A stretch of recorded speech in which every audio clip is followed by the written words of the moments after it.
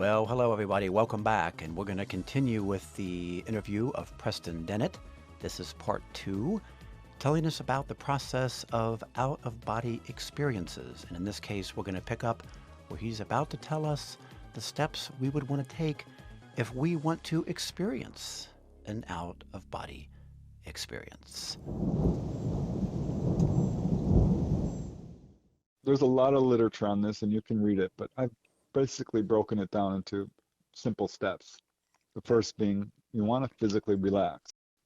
And this is where most people, you don't realize how much tension we carry in our body, which keeps us locked to it. I mean, there are people who grind their teeth at night and your fists are clenched and you're tossing and turning. So you want to relax. Go through your muscle groups. This should take you probably 20 minutes to really get fully relaxed. And you can always relax more. It's a process of letting go. So you want to just go through your muscle groups, starting with your feet or your hands or wherever you're comfortable, and just releasing and relaxing and breathing deeply, physically relaxing all your muscle groups until you start to feel, like I said, various sensations such as heaviness, lightness, movement, numbness, vertigo, anything. You want to relax to the point where you almost don't know, like, is my leg here or is it there? Right. When you're super, if you've ever been in a hot tub and you come out and you're like, gosh, I'm so relaxed. Yes. It's it's exactly like that. That's where you want to get to. Okay. Now that's the first step. The second step is equally important, but that first step is where I think most people really have a hard time. Right. Because it's hard to relax. People don't realize that we do carry a lot of tension. Yeah, the constant stimuli from our phones, from everything. Yeah. Yeah. So at some point, you've relaxed. Stop thinking about your body. Stop thinking about your environment, because what you're doing is you're locking yourself into it if you're still thinking about it. So you want to basically turn your attention 180 degrees inward to your mind's eye. And now all of us have this stream of consciousness that's never ending. It's always there. This is our dreams. And this is something we have while we're awake. We're all walking around essentially sleepwalking because we're so wrapped up in our own stream of thoughts, stream of consciousness. So you want to pay attention to that. And it's amazing because you'll realize, well, I'm thinking this song is always playing in the background, and this is why a song is stuck in your head. Yeah. It's actually playing the whole time. Right. And all the complaints and things, all the negativity, there's a whole level of that. Anything you've procrastinated, get that done, because all of this is stealing your consciousness. Okay. Religion talks about what is it, 5 deadly sins, 7 deadly sins? That is another thing. All this stuff steals your awareness. So the more you can overcome, your anger, your greed, your gluttony, your lust, all of this stuff, laziness or what have you, because that all steals your attention. But basically what you want to do is just look at that stream of consciousness. Like, okay, I'm thinking this, I'm thinking that, and you'll be amazed to see how many thoughts are actually rushing through your head. We all know this when we go to bed and like, God, my mind is racing. I can't fall asleep. Yeah, 2 in the morning, you've got something at 9 o'clock, and you're like, oh, great, now I'm not going to be able to be alert. Yeah. So just step back from it, and if you're really good at it, at some point you can just slow this down, and even, really advanced people can like pretty much stop your thoughts. I wouldn't worry about that. Just try to step back and look at it. And don't attach to it. Let it go. Yes, I know you need to get this done, and there's 20 things you're dealing with in your life right now. Finances and health stuff and relationships. And right. God knows, we've all got it. Just step back and look at it. And you want to get to the point where you start to see colors and images and hear your, voices. Because we all hear voices. You're not crazy. This is a natural part of the human condition. And in fact, this is how, psychics are able to tune into, spirits and all kinds of visions and stuff. Basically, they're paying attention to what's going on. Okay. So Just allow your thoughts to quiet a little bit and step away from it and don't attach to it. So if you're physically relaxed, okay, now you're mentally relaxed. And you can do various things like mantras, om, or, saying a word over and over again. Say love, love, love, love. So that's what you're focusing on, in other words. Yeah. Yeah. And you can, focus on colors or what have you. There's all different kinds of meditations. Uh, Classical music, some people that works for them, Hmm. or, sounds of water, waterfall or rain. But ultimately, you just want to mentally relax. And then you're primed, you're ready. And at this point, what you want to do is visualizations and affirmations. And I would start with affirmations. And by that I mean, tell yourself, I'm, I will remember everything that happens tonight. I remember, I am aware of everything that happens to me. I am out of body right now. Don't say I want to go out of body, because then you're creating a condition of wanting to I go out of body. see. Yeah, big difference there. Because I think that's what I've tried to do is I want to as opposed to I am. Right. So just kind of create the state. I go out of body now. No, tonight I remember everything. Mm. So say that a few times, and again, don't expect immediate results. Just plant the seed, Right, right? right. And let it go, because that's how it works best. If you cling to anything, it's like watching a pot try to boil. Yeah, Watch pot never boiled. right. But then here's what really works, honestly, is if you're physically relaxed to the point where you can't really feel your body, and if you're mentally relaxed where you're not completely just attached to all your thoughts, because if you are, you'll fall right into the dream state. Then you do visualizations, and these are very effective. And the best way to do this is visualizing movement of some kind. Now, for some people, it's just rolling out of bed. A really good one for beginners is to imagine yourself running down a pathway, or running through a field, Hmm. just running.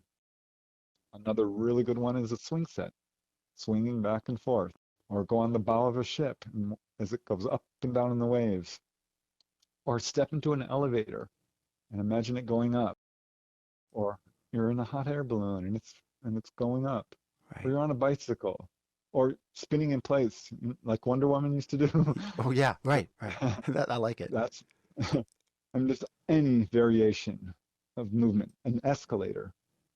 Uh, there's all kinds. I've gone through the whole list. I'm like, well, let's try this. Let's try this. Let's try Right. this. You can visualize a rope hanging above your bed and reach out and grab it and pull yourself up. Oh, I like that. So there's 100 little things you can do, but most of them involve movement. And going up is a good way to look at it too, it sounds like. Yeah, yeah. I Okay. think that works best. But anything. Okay. Uh, and another very effective method is to imagine a place you know very well, preferably not your bedroom because you're already there, but maybe your backyard, or a garden, or just a prior, some place that's separate from where you're at, Maybe a that special place you've know. traveled to that you feel very calm and just the beauty of it. Like that's what I'm kind of Yeah, thinking when you say that. I mean, it can be a beach or something. Right. It doesn't have to be necessarily a specific place, Yeah. but it'll probably work better if it is, because it's a place you've memorized. And you can do this. You can do it with your living room, because you know that so well. So you can, sit down before bed in your living room, memorize every detail, and then go to bed and start, recalling exactly what your living room looks like Okay. once you physically and mentally relax. Because what that will do is it will suddenly coalesce around you, and suddenly you like walk. It's like walking into a painting. It is so cool. It's Oh. like, gosh, this looks real, and then suddenly it is real, and you are actually already out of body. Now, Wow. another really, really good method for beginners, because this is a motive for a lot of people, is we all lose loved ones, and it's so hard, really difficult. Yeah. We so want to have a reunion with them. Oh, Well, constantly. they Both of want, my parents, yeah. yeah, me too. I've lost a lot of people over the years, actually. And I've seen them all, by the way. You really have. It's, Okay. oh yeah, pretty much, yeah, well, everyone, because I've learned how to do this. And we all do. I mean, when you lose a loved one, you might not think you're seeing them, but you are. And they would so love for you to remember it. So They focusing on want that them connection. is another version of what you're saying as something to then latch onto. Exactly. I call it the love bridge. Oh, like that. Be because they are there waiting. And it's so easy to do. Go to bed and just imagine them. See their face. You know them well. Remember what it's like to be with them. Oh boy. Have imagine them calling your name. Get their voice, get their smell, their clothes, their Mm-hmm. face. Mm-hmm. And the next thing you know, you're looking at them. And oh, it's an unbelievably incredible experience when suddenly you Yeah. realize you wake up and you're standing next to them. Well, that's like what I told you happened with my mom in that bubble where I guess that's kind of what happened. Yeah, exactly. That's why I was thrilled when you mentioned that. I'm like, wow, Yeah. Yeah. you've already done it. Well, and I'm glad to hear that because it seemed very real.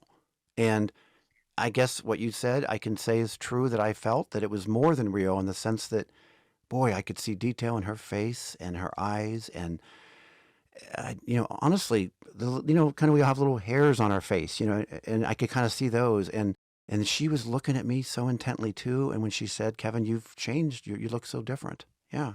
Okay. Yeah. And that's an important point because you will know by the quality of their presence.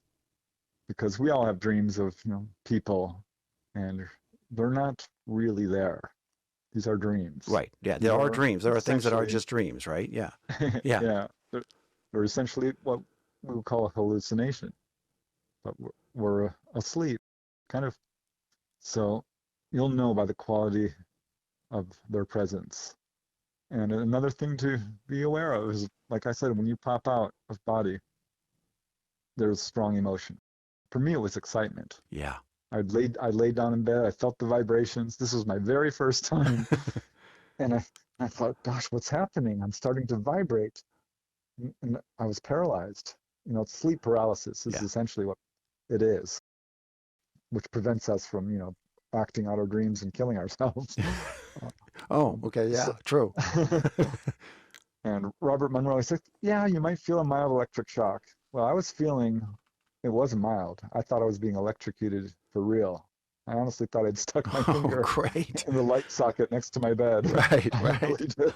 And I thought, well, this is bad. I'm being electrocuted. What is going on? How did I do this? How did I get my finger in the light socket? And I was quite frightened. Right. And then suddenly, I felt a whooshing sensation, a little bit of a pop, and I was flung out of my body across the room and through the hallway and into the bathroom. And I looked up in the mirror. There's nothing there. Mm. Wow. Oh my gosh, I am out of body. This is real. This is amazing. There is life after death. Uh-huh. And it was just, it was 5 seconds, if. And I'm like, this is amazing. Oh, And I yeah. got pulled right back in, Yeah. out of control. There's a little man standing next to my bed. I'm like, well, who the heck is that? I never did find out. I think it's probably a spirit guide. I don't know. That would happen periodically. I'd see somebody. I'm like, yeah, well, there's somebody with me. Yeah. Okay. They haven't hurt me, so they must be a good thing to be here with me. Yeah. But you basically said you've gone through those steps. Let's say you've visualized or thinking of that loved one, and then would there be a sensation that would occur, kind of what we just said that I've experienced, or how do you know when you're there, I guess? And I think you've kind of said some of it, that the quality of the reality, the emotions you feel, but is there kind of a universal thing that a person that you would experience where okay, I'm there, and then I guess the key is not to overreact because you might just snap right back. Right. Well, it's different for each person because some people might come out and they've done a full separation and they're fully aware and they're like, wow, Okay. there's my body in bed. Yeah. And I'm off to the other side and this is amazing. Yeah. Or you might pull out and you're like, gosh, my room doesn't even look the same. Hmm. Is this a dream? What's that? Because you can still be partially projecting your own thoughts over reality Yeah. and be half lucid dream, half out of body. And it can be very dreamlike in the beginning. And Hmm. probably more likely will be. Uh, and I mean, for me, that first experience was pretty unequivocal. I knew it. Second was the same darn thing. The third, I told you, I thought I died. But I'm like, okay, this is real. Yeah. I buckled down. I mean, I doubled down on these meditations. And I would do them every week, pretty much on weekends, because I work and I need to get up early. So I had an extra hour to sleep, and I'd just lay there and get out of body. And every single time I was so excited. I'd pop out of body and be like, yeah, I did it. Whoosh, right back in. Yeah, right. I'm like, well, darn it. Yeah. Next day, next weekend, I'd be like, yeah, I did it. Whoosh, right back in. Which I feel like I'm is like, what's well, been happening to me more or less because I can't get beyond what I've told you. Yeah. yeah, it can be a steep learning curve for sure. And it took me, I mean, I increased it from about 3 seconds for the first half a year to a year Oh, almost. okay. All And right. I Well, was that's good getting to know really that. frustrated. Yeah. So you got to really stick with it. Finally, one day I just like, okay, I'm out. Calm down. Just Ah, calm down. okay. And I stayed out of body for a few minutes. And I just stood there in my room, and my vision was very cloudy. I was stuck in the middle. I'm trying to flap my arms to move. I couldn't do any. You have to basically go through a whole trial and error process of how to see, how to move, Hmm. how to remain conscious.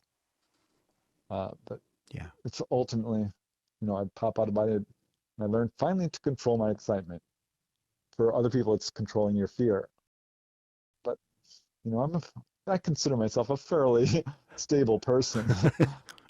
I am emotional, sure, but I had to go through this whole process because I would pop out of body and suddenly I'd be consumed with hunger, physical hunger, Hmm. and I would create these feasts of food. I couldn't help myself. And this table would appear and it would be stacked with brownies. All my favorite foods: chicken nuggets, Oh. brownies, sour cream and onion potato chips, Neapolitan ice cream, I think and we have an orange juice. incentive for people to do this because I can speak for myself. I love all you can eat buffets, but they never have exactly what I want. So, Yeah, it's funny because, I'm like, okay, well, I guess these are my favorite foods, right. which they are. Interesting. True. True. And it's so interesting because, I stick my hand into this Neapolitan ice cream and I'd scoop it out, and I'm like, well, it's kind of cool. It's not frozen. And I'd shove it down my throat and take that bag of potato chips and just absolutely gorging on it, And I think these popping things must brownies in taste my mouth. better. Do they taste better because what you said about this heightened experience? It tastes pretty much the same. Okay. Sometimes better, sometimes a little muted. Yeah. I think it kind of depends on your level of awareness. Yeah. Uh, but yeah, those potato chips are crunchy, and that ice cream tastes good. Orange juice, oof. Yeah, that tasted Hmm. super orange. I love orange juice. Right. But finally, I got over that, and then I would deal with anger issues, Ooh. which I did not know I had. Because I don't get angry easily. I'm Right. pretty well known for being, not an angry Well, that's person. how you sound. Well, That's how I view you. So go ahead. but yeah, I would pop out of body and I would just get lividly angry and I just want to destroy things and hurt people. I'm like, what is wrong with you? Robert Monroe talked about it. He says, when you're out of body, if you were that way in the physical state, you would be considered psychotic. I'm Right. like, well, thank God, I'm so glad the writers talked about this because, and it's called the emotional body, the astral body. Right. And you'll see why, because all these emotions come over your full force. So I had to Wow. deal with gluttony, Yeah. anger, and then lust, which was actually all kinds of fun. Yeah, the lust And part. I mean, if you would have, I'd love to hear what you've experienced or what you mean by that. all right, without going into too graphic of Right, right. detail, Exactly. because Yeah. I mean, I suppose there's a time and place for that, Right, but right, right. Yeah, exactly. it's honestly somewhat embarrassing. Well, yeah, and that's what I mean. You may not want to go into it specifically, but to the extent But you want to say something, go right ahead. yeah, I mean, it's all kinds of fun because what you can do is live out any fantasy you want. I see. Like I said, you can eat any foods, Yeah. you can visit any place, You can do anything you want, Right. and very real. And so you can, Well, these are what we would call projections. So you right. can project a person, and you're like, well, look at that. Oh, okay. Robert Monroe talked about this sort of orgiastic scenes. And he's like, I'm not partaking in this. I'm just going to move on. But it was a big hurdle for him. And I came Hmm. upon this sort of thing. I'm like, well, I'm just going to do it because this looks too much fun to me, and let's deal with this. And it quickly, it took me a while to get to it, but it became old. It's anything. You try it, and you're like, okay, I've experienced Right. that. Move on. Well, when you can But imagine anything and create anything, I mean, that's one thing that's certain. Well, let's put it this way. I think you've definitely done a good PR for people wanting to try to do this by mentioning that. There's no doubt about it. But oh yeah, it's one of the funnest things. yeah, I would, And I you can mean, actually you can meet real people actually and be intimate with them. Just so you know, that's not just playing with your own mental projections. So you can talk to people and get real close to them and have all kinds of fun. could that be other people having astral projections? Yeah, Okay. yeah, Wow. absolutely. I would try to meet family and friends, and they would never, say I go out of body and they're physical, right? Yeah.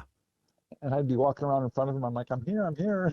They don't see you. Right. It's Yeah. really odd, Yeah. disconcerting, because you're like, well, gosh, I'm a ghost.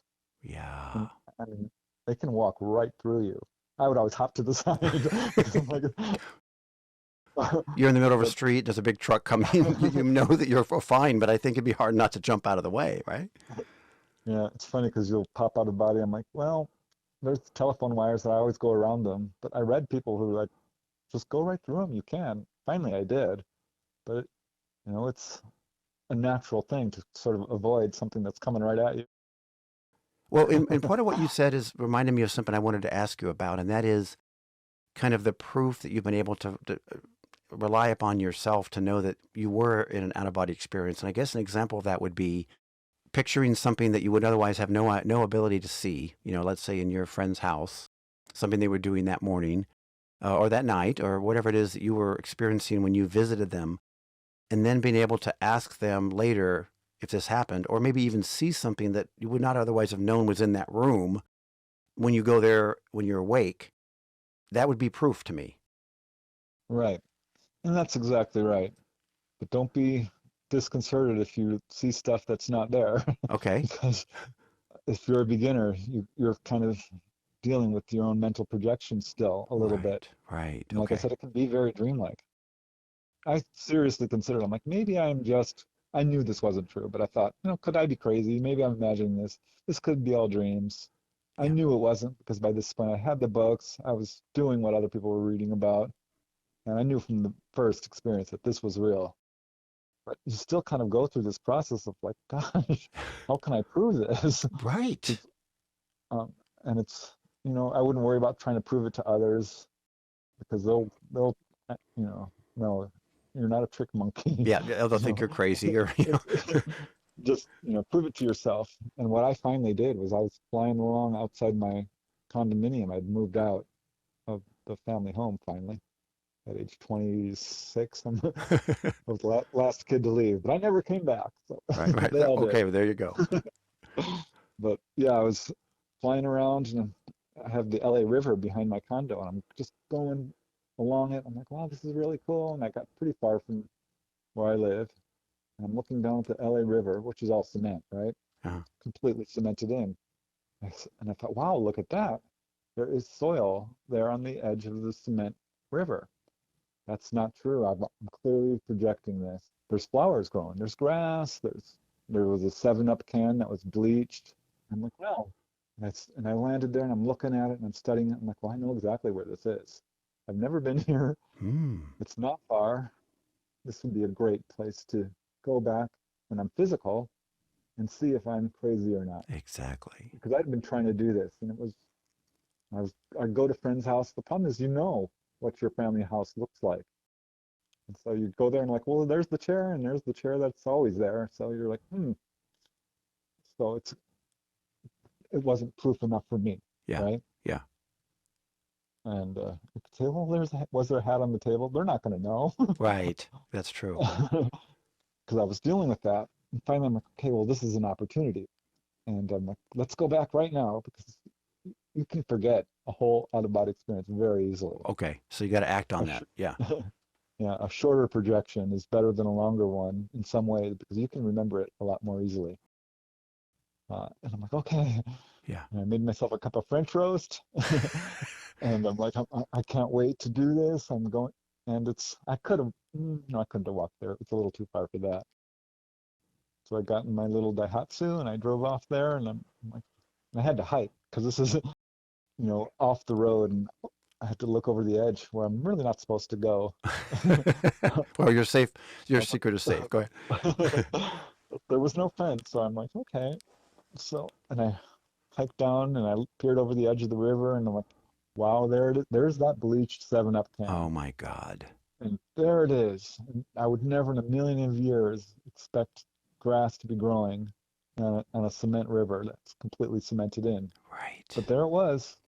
And I can't tell you the thrill of seeing something physically after you've seen it out of body, Yeah. because it's slightly different. Out of body, everything's a little bit glowy, a little bit different. It's a little bit, I mean, it depends which dimension you're in. The Yeah. physical dimension is almost a little shadowy and aura-like. It's Uh, hard to describe. But you saw yeah, the I'm like, can. You wow, saw there the it can. is. But it's nothing like the other side. I mean, when I saw my mom, because that was my whole motivation. Oh, I'm like, I need to see, and she would appear sometimes. I'd be like, Mom, oh my gosh, it's you. And we'd run, we hug, and and I really wanted to go to the other side. I wanted to see what life was like for her. You know, oh, I think we all honestly, would that want to was, do that. That's when you say that, that's what I would like to do. Yeah. like, what are they doing? How do they spend their day? What is life like on the other side? Right. And I finally did it with the help of a spirit guide, actually. Okay. I popped out of body and I ran into my living room. And if you have a plan, you're going to do much better. Like tonight, I want to learn about a past life, Oh, or I want to see a, enlightened master. I want to do this or that. I I want to want to go meet my to, deceased you know, mom. yeah. So that was kind of my goal. That was my bucket list. If you Mm, have an intention, okay.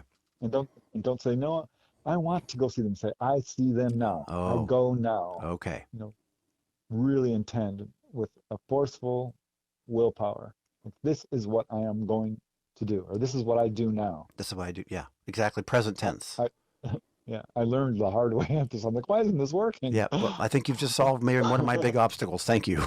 Yeah. So I ran out in my living room and I had already expressed the desire, but there was this beautiful black woman. And I'm like, look at you. You're really pretty. And I'm like, who are you? Because she looked familiar and I couldn't place her. This was nobody I knew, but on some level I know I knew her. I'm assuming I never did find out who she was. But I ran up to her because I wanted to talk. And she looked at me, smiled. She grabbed me by the shoulders, spun me around, took her hands into the middle of my back and pushed me through the wall. Oh, And and this is a wow. way of getting to the other side. Going through a solid obstacle can project you right up to the higher dimensions. Mm, Of course, it's a weird thing. If you're in a lucid dream, and you're kind of stuck in it, run through the wall, run, wow. fly out the window, and it can all fade away. Or just say, all illusion end. That was another thing Mm. that took me a while to learn. I actually got advice from a spirit guide. Ah. I was like, I can't get out of this lucid dream. And they walked up to me and say, just say, all illusion end. I'm like, oh, thank you. And it's so cool because suddenly things go dunk, dunk, dunk, dunk, dunk, and they start disappearing. You're like, Oh oh, my well, that's an gosh. illusion. Yeah. But but finally, so my mom appears, right? And I'm like, wow, mom. She died and she had gray hair and wrinkles and glasses. She looked about Yeah. 22, maybe. Oh, you're kidding. No, it was amazing. Sometimes I'll meet deceased loved ones and they're still like they were when they died, because I think they're new to it, perhaps, or they're not quite hopping to it, or they're projecting an image that they know you'll be familiar with. Uh, but generally speaking, you age regress Mm. to about mid-20s. Really? That's Yeah, neat. and you can go younger than that. I've gone to when I'm a little kid. I'm like, wow, let's try this. I'm a Oh. little boy. It was really funny. But I'm getting off track. Anyway, here's my mom, Yeah. and she had, I always knew her with kind of dark hair. Nope, her hair was shoulder length and kind of auburn, and she looked so young. She Wow. looked just like my sister Victoria, kind of. I'm like, Mom, I knew it was her because you recognize her. She just smiled and grabbed me by the hands and was all telepathic. She's like, you're coming with me. I've got something to show you. Oh. And off we went to the other side. We popped through this, well, I'll call it the veil between the worlds, is what it is. But it's like diving into a crystal lake, kind of. You get this feeling of water tension, and you're in Oh. a different dimension. And that's when it's like going over the rainbow. It seriously is. From black and white to full color, and everything glows with this inner light. The grass, the trees. It's like they're all composed of diamonds almost. And that's how the air itself sparkles. You could not be in a bad mood if you tried because Oh. you are embraced in love. And I'm not a religious guy. Yeah. I've never was never taken to church Yeah. really. But that's the heavenly realms for sure. I mean, Yeah. they got it right. I mean, that's what it is. It sounds And like it's it, like, and I'm like you, and I'm not particularly religious, but I've had experiences that have given me a taste of kind of what you're talking about spiritually, and I definitely want to circle back to something you said, that these experiences have convinced you that number one, there's life after death, which, well, Mr. Art Bell used to talk about, and he was right. I mean, if we're going to all be honest with ourselves, I think that is the big question we all struggle with and deal with. We don't want to have this life end and there's a void and we're not even aware of the void, right? It's just nothing. right. And we don't even know it because it's nothing even we don't exist. Um, so that we question it. Some of us turn to religion, some of us turn to different things. You sound like a non-religious person who is convinced that, well, knows, I guess is the word, that there is life after death. And perhaps you've even had some kind of contact with what we would otherwise call God. Yeah, absolutely. I remember in the Art Bell show, he's like, what about the light? Should we not go towards the light? Is Yes, this a he did. trap? Yeah. He said, don't And go that toward it took because me, somebody had told him, don't go toward the light. It's a trick. Oh, my God. yeah, that took me aback. I'm like, what? And I wasn't quite sure how to respond to it because I Okay. was not as good at it back then as I am now. Right, right. And I would say, no, go towards the, I mean, there's no avoiding the light because that's what everything is composed of. The the other side is light. Uh, so you couldn't avoid it if you wanted. And people talk about the light of the near-death experience, and they go towards the light, Yeah, and you're one with the light. yeah. You can do that out of body. Hmm. A near-death experience is basically a very structured out-of-body experience, where Oh, it's the same thing. You have a near-death experience. You go down this tunnel, you meet your deceased loved ones. true. You're told, no, you have a mission. You have to go back, and you can't go past a certain border. They often talk about that. You have a life review, this sort of thing. You Yeah. might see future events. It's awesome, but even better is an out of body experience because you have much more freedom to do what you want. You can have a life review. You can go beyond that border to the much higher realms. You can do whatever you want. And this experience to you is that proof of life after death because who you really are is something different than this physical body, I think is what I'm hearing. But is that right? And first of all, and then secondly, have you had the feeling or the presence of this higher being, maybe even beyond your higher self, but a godlike force? Oh yeah, yeah.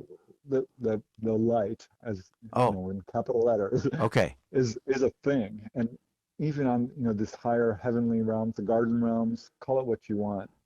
You're there, and you get a sense of divine source. Hmm. And you can call it God. I call it kind of all that is, All that is. because to me, that's what God is. It's life, the universe, and everything. It's us. It's the world around us. It's everything. Hmm. And there was a sense of consciousness from this light source, Boy, how some comforting. source. It must be a comforting thing when you feel that for yourself the first time. Oh yeah. And when I was there in that garden realm with my mom, she's showing me the fields and the flowers. And I'm like, I could stay here forever. And she's like, well, no, you're not. And which was fine. Because you get a sense when you're out, you're like, well, it's time to go.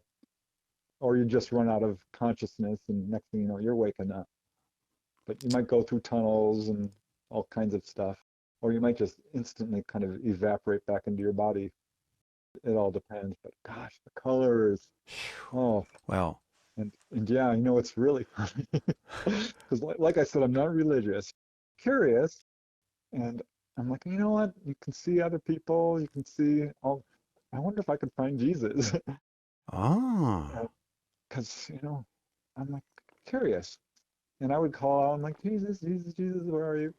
And nothing ever happened. And then one day it did.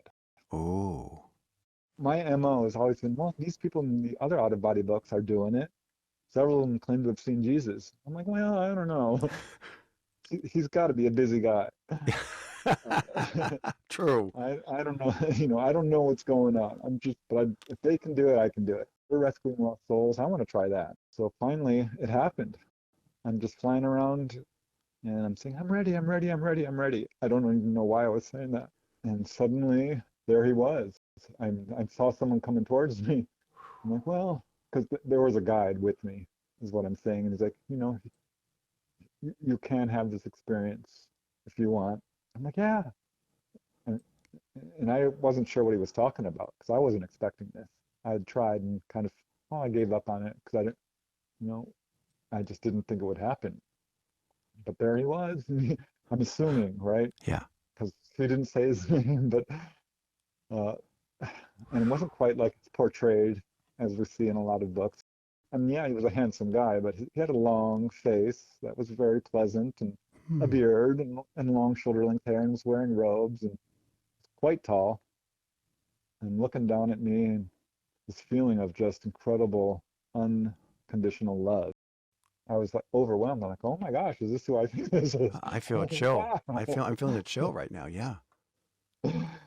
So it was quite brief, honestly, but because I was really overwhelmed. And whenever you get overwhelmed, well, you're your own worst enemy. Yeah.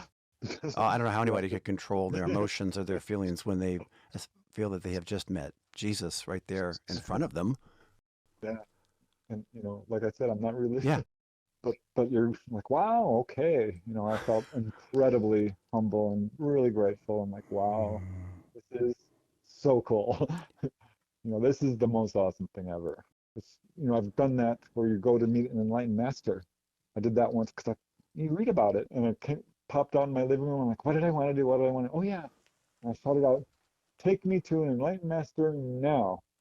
And this lady appeared on my balcony.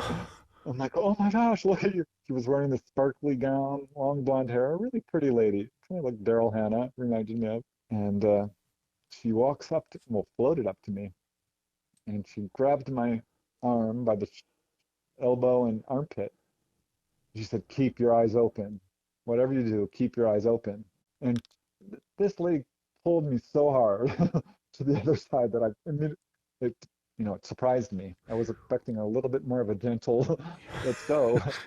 Because, people will grab your hand and you're flying along and it's all fine. But no, she jerked me right out of that reality.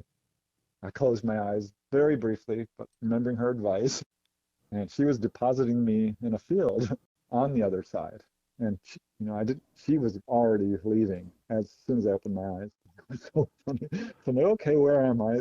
But yeah, I'm in this field and there's a man in front of me and he's floating on this wooden chair. And he's very Obi-Wan Kenobi, gray hair, a beard, and kind of a robe, but not a super nurturing, fun-loving, jolly guy. This guy was more oozing wisdom, radiating knowledge and wisdom and Ooh. power.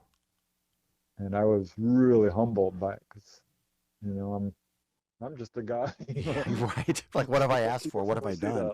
Rosita. Yeah. But you're drawn towards them because they've got this incredible light around them. literally an aura. Oh. And I rushed up to him. I'm like, look at you. Wow. And I wanted to ask questions, but at the same time, I'm just trying to stop myself from kneeling down on the ground and kissing his feet. You know what I mean? I'm like, okay, I'm just going to be normal, All right, not to act embarrass cool, man. Act myself. cool. Hey, dude. So I walked up to him and he looked at me and he's very calm and very collected and very stern and gave me the weirdest message because sometimes they'll give you these little riddles, like, like a cone, Oh, a Japanese wonderful. cone, Koan, you know what I mean, a cone. No, I don't. It's a little Japanese thing or advice that's in a sort of a riddle. Like, Okay. what's the sound of one hand clapping kind of thing. Okay. They'll give you a little gems of wisdom, Yeah. and you have to unravel it. And Oh. that's what he did. This was the coolest Oh. one because he says to me, speaking out loud, by the way. Usually it's telepathic, and they're talking in your head, and you can hear them, and it's so cool. No, he's speaking out loud, and he punctuated each word in the weirdest way. Very speaking slowly, and matter of factly, he said, when you do something, do it absolutely. And I'm looking at him like, what? What does that Yeah, mean? What right. is, Is this the best you can do?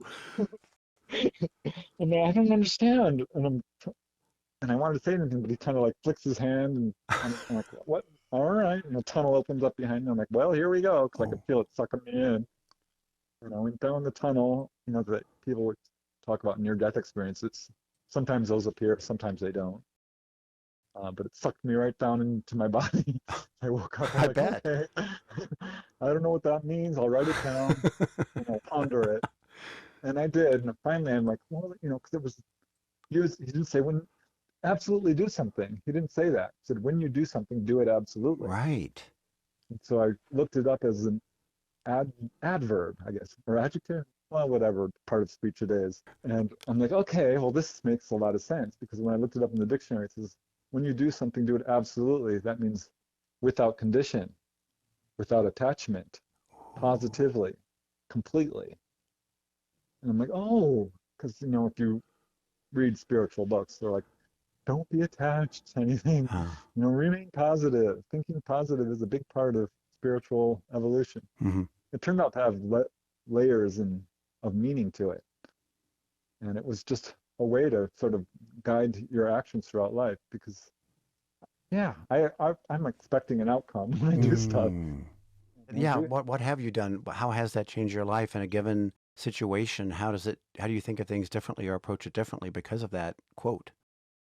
Yeah, it surprisingly had a profound effect on me because I was very attached to outcome and I'd get all angry. Like, well, this didn't work out the way wanted it to go. And you do fall into negativity. Here, you can't help it. This world has got all kinds of stuff going on. And it's easy to be negative. And if you can just be positive. Now, my dad always already taught me, you never do anything, excuse my French, half-ass. Yeah. Do it Yeah. completely. Okay. And that was underlining that as well, which is true. You don't want to just sort of do something Right. in a way that's not completely putting all your energy into it. If you're going to do it right. Try your best. And it's funny you mentioned your father because, excuse me, a quote that I've carried all my life with my father, who died in 2006, was, when this was kind of in the context of when I was in college. He's like, Kevin, I'll be proud of you as long as you try your best. Whatever the outcome is, in terms of a grade, for instance, as long as you try your best, which I've now told my son many times, which we can only do our best. But his expectation and hope was that I would do it, like you say, as completely as I can. Exactly. Yeah, it turned out to be really good advice. Another time, I'm trying to heal myself because I had a bout with arthritis, and out-of-body experiences are all about healing.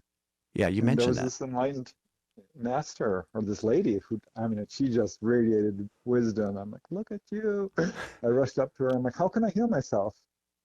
She said, climb into your crown. I'm like, what the hell does that mean? What does Oh, well, that mean? thank you very much, ma'am. And I meditated on it. I'm like, well, I see what she's saying. Raise your awareness people talk about chakras and all of this, the crown chakra. Yeah. I mean, that's how I took it. So I thought it was just a matter of basically raising your awareness and your energy. I don't know.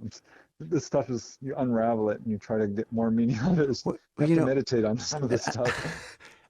I appreciate so much you're going into this because this is really kind of one of the things I did want to ask about, and you done it on your own, and that is, messages or lessons that you could pass on to us that you have gained from that other realm that may not always be accessible to us here. And I think you've just given us a couple really good ones. Yeah, well, thanks. I hope so. Yeah, if I could tell anyone, you know, what the benefits of this, it would be, yeah, it removes your fear of death Yeah. to a certain extent. I mean, it's still a weird thing Right. having to go through, but there's no need to fear. Love it. Well, you know, remove yourself from fear because it's a lie, it's an illusion. The universe is safe. You're going Hmm. to be fine. Hmm. The very worst that can happen is you pass on to this really, really wonderful place. There's no rush because it's a great, great, great gift to be here in this dimension and learn what we can't learn really in the same way on the other side. There's experiences we can only have here. But fear of death is a guiding force in people's lives. It They is. organize their whole life around it. And you don't really need to do that. You're here, that's another great benefit of doing this. You get sort of an idea of what your mission on life is. Right. What's your, because the red carpet will roll out in front of you once you're doing what you really came down to do, whether it's raising a family or sports or, Hmm. some sort of project of any kind, music. We all basically come down here to learn certain things. It's my understanding. Okay.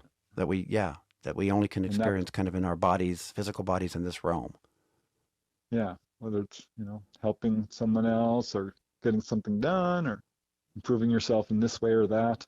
You're Right. here to learn love and compassion and have fun. So Well, don't that's a don't gift. buy into the fear. Yeah, because that is, I think, whether a person wants to admit it to themselves or not, there's no way a mortal human could not have that fear. And I think related to that has been my fear that even if there is something beyond, will I remember all of this? Because if I don't, it's almost like dying anyway, right? Dying in terms of not there being something afterward. If you can't remember the life that you had.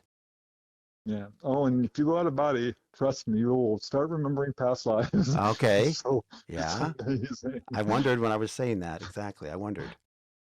Yeah, and it's funny because you can give the command, so to speak, or make the intention, and they'll take you right to it. Or you might remember spontaneously. And you can already probably get glimpses in your own life of, the phobias you have, the interests, Uh-huh. your talents, Yes. your proclivities. These are all clues because we carry our identity throughout lifetimes of the things we've learned and the traumas we've dealt with. Hmm. But yeah, you will be taken to a past life, and it's usually something that you need to deal with. So it could very well be the death scene Yeah. because that can be very Oh. traumatic, and you're like, oh my gosh. But not always. It's whatever major peak experience of that life that you're learned from or need to work through, perhaps. And as So I much said, I fun. think what I like about that too is that there's something very validating about remembering that life. Otherwise, it's almost like that life didn't occur and that consciousness that you had then is gone. So I love the idea of suddenly becoming aware of one that you otherwise would not be aware of when you're here living this life. I do. Yeah. And that's Yeah. how a lot of these healing cases take place. If you, I started looking into past life accounts because people who went to hypnotherapy, perhaps, Yeah. Yeah. to remember a past life found themselves cured of, eczema or hip pain or all these cures came from just remembering a past life. The only thing I can see holding somebody back, at least speaking for myself, is experiencing any type of fear or emotions that are really strong in an out of body environment. But I think those can be dealt with by reorienting your thoughts. And bottom line is the benefits and the potential gain in positive ways exponentially far outweighs any concerns about wanting to try to do it. Yeah. And let's face it, we're all going to have a permanent out-of-body experience at some point anyway. Yeah, there you So, go. Right. and you will get a huge leg up from others. But I've noticed this when I, my brother, he passed a year and a half ago, and was very skeptical and didn't want to talk about it. Right, right. And I saw him, and he was very disoriented and having a little bit of a hard time. I will say he looked great. You know, his hair was longer. He's always been a little shorter than me. I'm 5'9 3/4", right? And Right. he was 5'7", I think. And he's my older brother. We joke and be like, no, you're actually my little brother. Yeah, yeah. It really mad at me. I went over and I saw him, and he was 6'1". Not So you fair. had Not to fair. look at you. Well, that's what he But wanted to yeah, be, right? very So, disoriented. I'm like, have you seen mom? Have you seen dad? He's like, no, I haven't seen him yet. I'm like, have you seen Jamie, my other brother? He's like, no. He was working through it. I saw him wow. again. He was in a orientation class. Ooh. I'm like, okay. And then I saw him, more recently, and smiling ear to ear. We're flying around. He's like, I'm good now. Still taller than you? I didn't get to measure him that Oh, time, but okay. I'm sure he is. Yeah, I'm sure he Oh is. my gosh. Oh, you should see me out of body. I'm buff. Ooh. I'm always a skinny guy. I worked out when I was a much younger man, but I looked good. Hmm. But I lost my hair, over the years. I'm pretty much bald now. Out of body, all my muscles bulge out. I'm young again. My hair comes sweeping back. Man, oh Wow. man, it's so much fun. Well, you've continued to convince me to continue to try, and I think that I haven't had even these beginning type experiences, which apparently have equated about our body, you say, but I haven't had even any of those noises or anything in a long, long time. When you mentioned that you've had periods like that, that makes me feel better. I think that from what I understand, the biggest reason that's the case is because I really haven't tried. I haven't been focused on it at all like I was when that was happening. And it's a reminder to, and this show obviously itself, a reminder to, if I want to have that happen, I got to intentionally think about it and kind of become semi-obsessed with it again, and I think it will come back.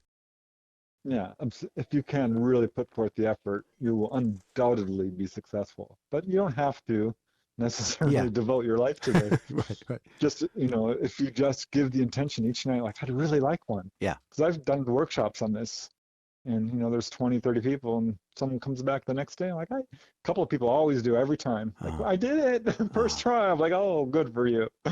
Wow. wow. And other people are like, I've been trying this for a year, what's going on? I'm like, you're not relaxing enough. Hmm. You are not relaxing. Or are you actually doing any meditation? So if Oh, you can meditate for 5 minutes, that's not a lot to yeah. ask. So yeah, I mean, it does, your success will probably be proportional to the amount of effort you put forth, attention, There you go. because it does take attention and focus. But yeah, it's Yeah. super easy, and don't worry, you're gonna be fine. Yeah. It's not as scary as you might think. Yeah. It's much more fun, I think. I'd be remiss. You mentioned that you've done workshops and so forth, and I want you to have the opportunity to tell people how they could reach you if you feel comfortable with that, but also if they want to work with you in some way on this process, what kind of information could you pass along? Yeah, I'm thinking of doing sort of an online, more formal workshop because I'm getting a lot of interest in this lately. But Hmm. I would just encourage people to, I do have a book, Out of Body Exploring, A Beginner's Approach. Yep. It's a lot of books, they just kind of dive right into the deep end and don't really explain how this is a process for some people. Hmm. So I lead people through that all the way from the beginning to advanced. And I also have a little guidebook. If anyone wants to reach out to me, just email me. I get requests for it all the time. But you just email me at prestonufo@gmail.com. It's pretty easy to remember, my first name and the word UFO at gmail.com, and I'll send you a little guidebook. I work with people all the time. I'm like, read this and try this out. If you have any questions, Very call kind of me. you. Very nice of you. Yeah. But yeah, I think if someone is willing to do a workshop, they're much more likely to do it because they're devoting the time. Yeah. Because it does take time and effort. Again, the only obstacle is laziness, fear, and skepticism.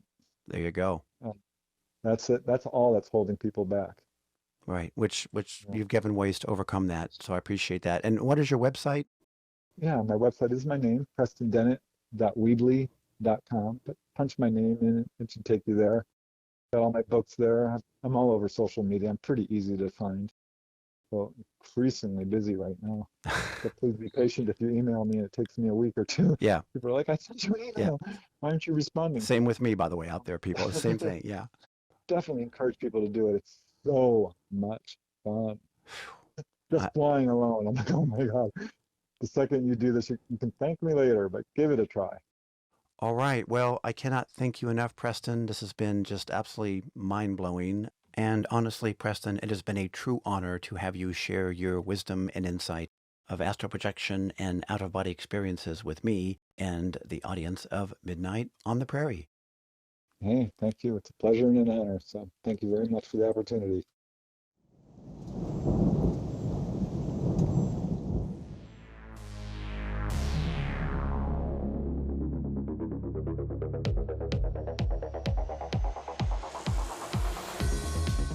Well, there you have it, my friends. What do you think?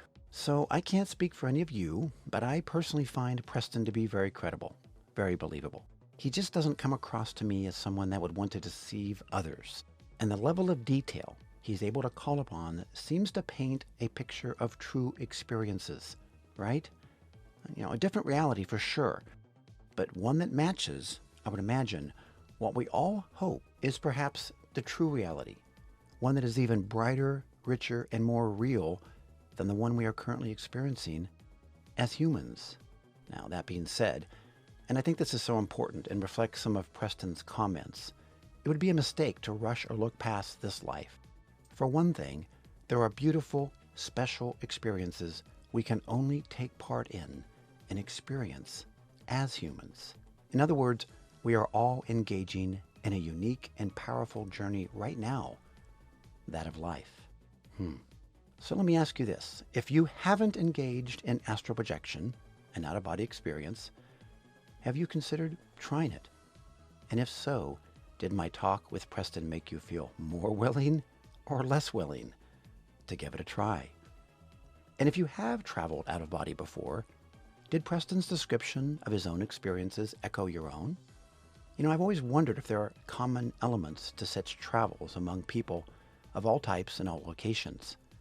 Because in a way, to me, if there are such common elements, that tends to simply make me personally believe even more that they are real, right? That our soul, our spirit, our essence, whatever you want to call it, is actually leaving our body during what we call an out-of-body experience. It seems to me that the out-of-body experience process, if it's real, is essentially a natural one, reflecting the quote from the introductory episode to this podcast, uttered by Dr. Walter Sandelius, when he said, "What we call the supernatural may in fact be the supernormal, nature itself and its deeper elements." And here's the thing. If people like Preston are actually traveling in the astral plane, that certainly in my mind makes a very strong case in favor of a conscious afterlife, with astral projection being, well, as Preston put it, essentially practice, so to speak, for when we all one day will face the end of our lives in our current human bodies.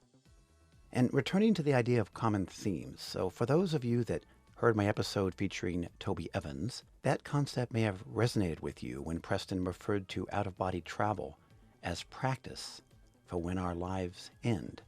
You see, Toby mentioned this practice idea in a way in the context of her work as a soul bridge. As she put it, it is the fear of death that acts as a huge obstacle for many souls in terms of crossing over to the next realm. She pointed out that by removing or lessening our fear of death now, we help pave the way for an easier transition to the next realm when we die. Well, my friends, if you haven't already, please subscribe to this podcast now.